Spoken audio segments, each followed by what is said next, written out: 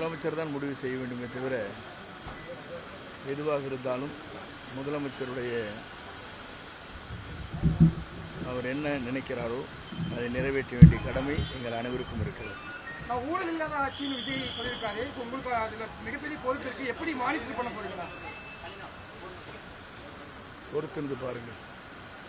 9 அமைச்சர்கள் மட்டும்தான் 10 வருஷம் 10 அமைச்சர்கள் மட்டும்தான் மற்ற அமைச்சரவை விரிவாக்கம் எப்படி இருக்கும்? அதிமுக உள்ள வர்றது பொதுவாக எப்போதுமே அப்படிதான். புரட்சித் தலைவர் அம்மா இருக்கிற போது 7 பேர் தான் போட்டாங்க. அதுக்கப்புறம் படிப்படியாக இது பண்ணுவாங்க. இது முதலமைச்சருடைய நிலையில் நின்று எப்படி இதை இயக்குவது என்பது அவர்தான் முடிவு செய்ய வேண்டும். எங்களை பொறுத்தவரையிலும் இப்போது ஒரே ஒரு கருத்தை சொல்ல விரும்புகிறேன். நான் என்று ஒருவன் நினைத்தால் ஆண்டவன் தான் என்று காட்டி விடுவான். அதுதான் இப்போ இருக்கிற நிலை.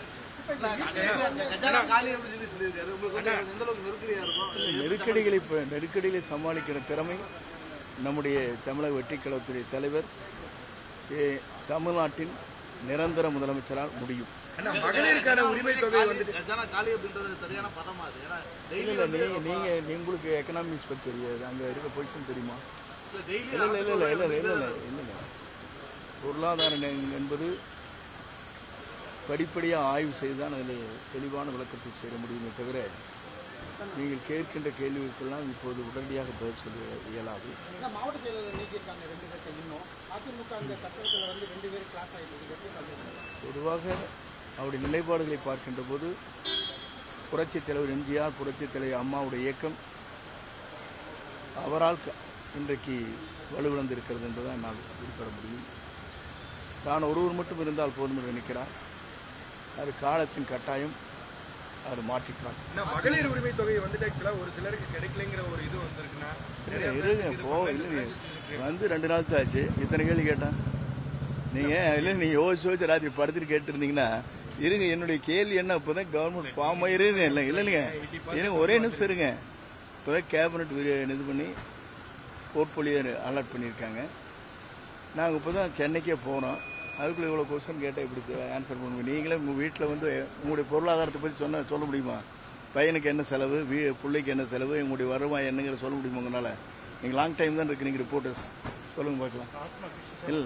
இல்லை ஆமாம், 1 by 1 தான் செய்வாருங்க. அவரை பொறுத்தளவுக்கு அது இப்போ பார்த்தீங்கன்னா எல்லா நடவடிக்கையும் நீங்கள் கூர்ந்து கவனித்தா தான் தெரியும். முதல் எடுத்த உடனே அவர் சொன்னது 200 யூனிட்னாரு, மக்கள் வரவேற்றார்கள். அது மட்டுமல்ல, மகளிருக்கு பாதுகாப்பு அளிப்பது, போதைப் பொருளை தடுப்பது, தொடர்ந்து அந்த நடவடிக்கை மேற்கொண்டு வருகிறார். டாஸ்மாக் கடைகள் எங்கெங்கே இருக்கிறது என்பதை அறிந்து பள்ளிக்கூடங்கள், அதே முறை பொதுமக்கள் செல்கிற பேருந்து நிலையங்கள், ஆலயங்களில் இருக்கக்கூடாது என்று முடிவு செய்துதான் 700க்கும் மேற்பட்ட இடங்களில் இருந்து உடனடியாக ஆற்ற வேண்டும் என்று உத்தரவு வழங்கியிருக்கிறார். இதெல்லாம் ஒரு பெரிய சாதனை. பொறுப்பேற்றவுடனே இவ்வளவு சாதனை படைத்திருக்கிற ஒரே முதலமைச்சர் இந்தியாவில் இவரை தவிர யாரும் இல்லை. நீங்களும் சொல்லணும். நாங்கள் ஒருத்தர் சொல்லு இது வரைக்கும்.